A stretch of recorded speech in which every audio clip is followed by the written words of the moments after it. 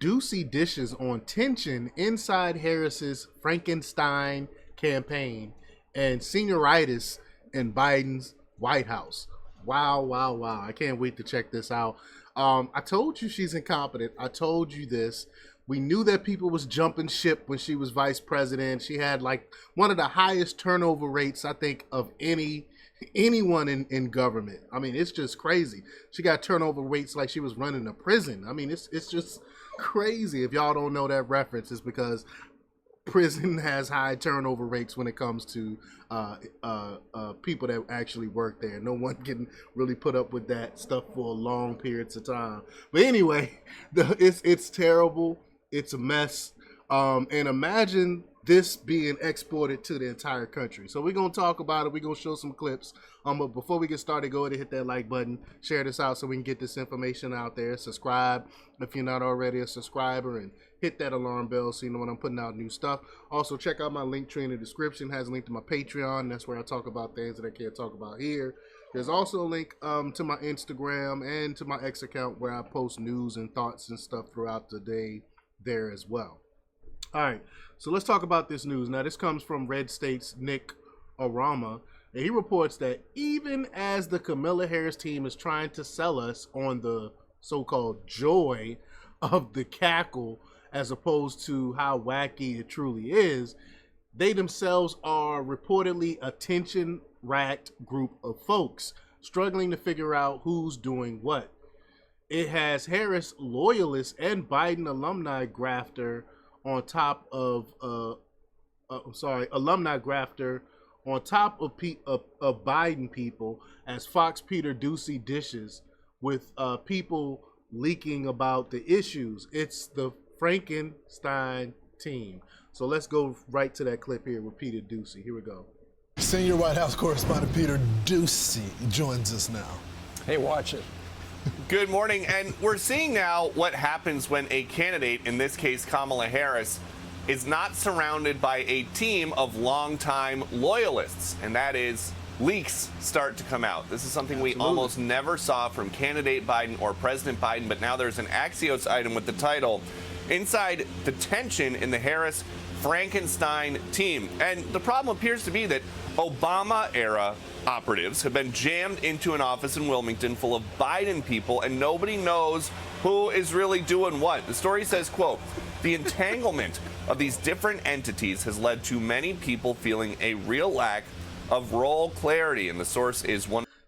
That is because she is not the one running the White House. I mean, she's not really the one running things. If she, God forbid, end up being president, she will not be the one running things. It's an oligarchy that's going to be running her administration. Like I said, if she happens to become president, hopefully not, prayfully not. So these people are there not knowing what to do because they are not really running things. It's chaos. It's crazy. One person involved in the campaign. One of the first Harris hires was Eric Holder, the Obama. I can't stand Eric Holder. He's a terrible, evil person. Remember, he's the one that did Fast and Furious that gave all them guns to the Mexican cartel. Era Attorney General who wound up vetting running mates, and his good buddy Mark Elias, the lawyer who got squeezed out of Wilmington by the Biden team last year, is back to help the team get ready for legal challenges in November. But until January, Joe Biden... Basically Obama. These are Obama team people. Basically, Obama's going to be running the show, it sounds like. Biden is still the president, and we just heard a few minutes ago he's got some big trips still coming up, including Peru and Brazil. It is likely that both President Biden and President Xi will be at APEC and the G20 later this year. I don't have any announcements to make on either President Biden's travel or a potential meeting, but the likelihood is they'll both be there, and if they are, it would only be natural for them to have the chance to sit down with one another. We saw President Biden on the beach in Delaware for hours yesterday. There is very, very little going on here, and a very well-placed source who works inside told me that the general feeling among staff right now is one of senioritis. Back to you. Senioritis, that's good. So, Peter, the story from Axios about Frankenstein, the Frankenstein team, because part of it is the Harris people, part of it is the Wilmington Joe campaign, part of it the White House people, and then you got the Obama people coming in. They don't know who's in charge. But just the fact that apparently Axios spoke to 6 people on the inside, this is new because this means they are leaking, which the Biden team never did. No, and President Biden was surrounded by people who have been with him for decades and decades. Vice President Harris doesn't have that except for her husband and her sister and her brother-in-law, as far as we know. She doesn't have a small, tight-knit circle of political advisors who have been with her the whole time from her. That's because they all left. They said she's terrible to work for. Nobody wants to work for this woman, so they left. So she don't have any loyalists because of her leadership. She's a terrible leader. This is proof positive of that. Horizon, California, to Washington, to now the executive office building, and it was very frustrating in 2019 and 2020 trying to get anything out of these Biden people because he treats a lot of his close staff like they are family. Right. He had 2 staffers living with him during COVID. It was just him and Jill and 2 staffers, and so you're never going to get anything out of those people. And if you go back and look, no leaks like this about the Biden campaign until the bitter end. Only a laptop, but it's not real. So too bad. Hey, Peter, real quick. So Joe was on the beach for hours. How many times did he apply sunscreen? Do we know? You got a poll report, right?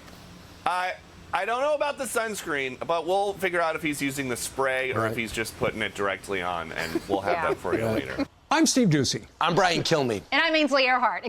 Wow. So you hear that, man, a lot of people are, she has nobody loyal to her because of her leadership. Nobody wants to work for her. So you got 6 leaks, 6 people coming to Peter Doocy and snitching. That is crazy. Coming to Axios and snitching. That's just crazy. But as Axios reported, new people are remaking a campaign on the fly. The result is a large and at times unwieldy team with internal worries about cohesiveness when inevitable stumbles arise. 6 people involved in the campaign tell Axios. Biden's campaign was insular with a few long-serving aides making big decisions. The Harris campaign has become a diffuse Frankenstein team with multiple power centers. So they all going to be struggling for power, fighting for power. But that's already a problem. You have 6 people leaking this out to the media. When that many people are leaking about problems to the media, it's not good. The confusion is in role clarity among some of the staff. They also have to deal with the fact that some of them think the Obama folks threw Biden under the bus. Wow, so there's a lot of contention there. It's got to be interesting to have all those desperate parts interacting. On top of it all, the Biden folks are frustrated by having to defend Harris for her past support of progressive issues such as Medicare for all and banning fracking. The way I've never seen people flip-flop like this. I know we call Mitt Romney the weather vane, but man, she just flip-flop. I've never seen anything like this before. Like everything that she believed just a few years ago, she's going the exact opposite direction of. It's just wild. Harris and other Democrats' support for those in the 2020 campaign was partly why Biden won the Democratic nomination and beat Trump, they argue. They see some vindication for Biden as Harris is now changing positions on such issues. And Harris has been flip-flopping all over the place, knowing the American people are not enamored of her radical positions. Even the CNN fact checker had to call her out on what she said in her CNN interview about her position on banning fracking. But that figures. If they can't run a country, they can't run a campaign. That was the same sentiment. That's the same sentiment I gave. Like she wanna take her terrible campaign and imagine her having that in the White House. It's why would anybody vote for this type of incompetence? So incompetent. Meanwhile, who is running the country? As Doocy noted, Biden was seen sitting on the beach for hours on Wednesday.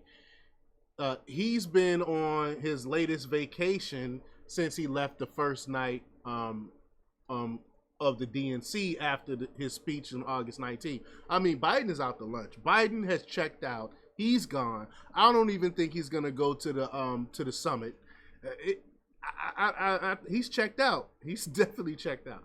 But he first stayed at a donor's home in California, and then after several days there, he went back to his home in Rehoboth Beach on Sunday. Doocy said there was very little going on at the White House, and a very well-placed source told him the general feeling was of senioritis, which generally translates to decline in performance and interest, i.e. everyone wants out already.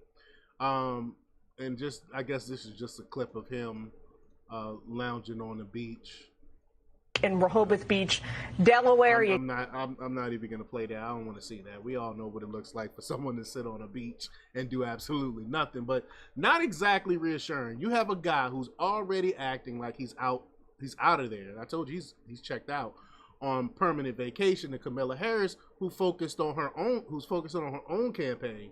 That's where Democrats have brought us, and they want you to vote for them again so they can bring about more chaos.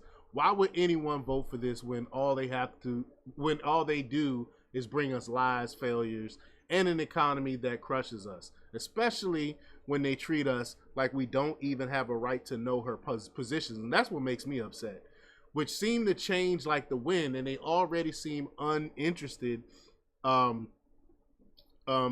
checked out of their jobs. I mean, again, just because there's a lot of low information voters that won't even hear this. A lot of people won't even know that this is going on, and they're going to continue to vote for her because she's so-called, quote, black or a woman, which, again, any intelligent person would not vote for someone based on their color. They would look at their policies and see if their policies align with their beliefs.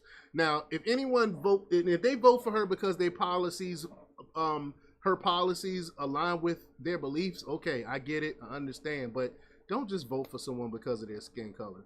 And you can't say you're voting for her because of her policy, because you don't know what her policy is. She refused to have a definitive policy that we can all look and critique and criticize. But y'all let me know what y'all think about this. Leave your comments down below.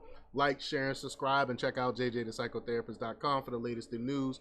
Until next time, peace.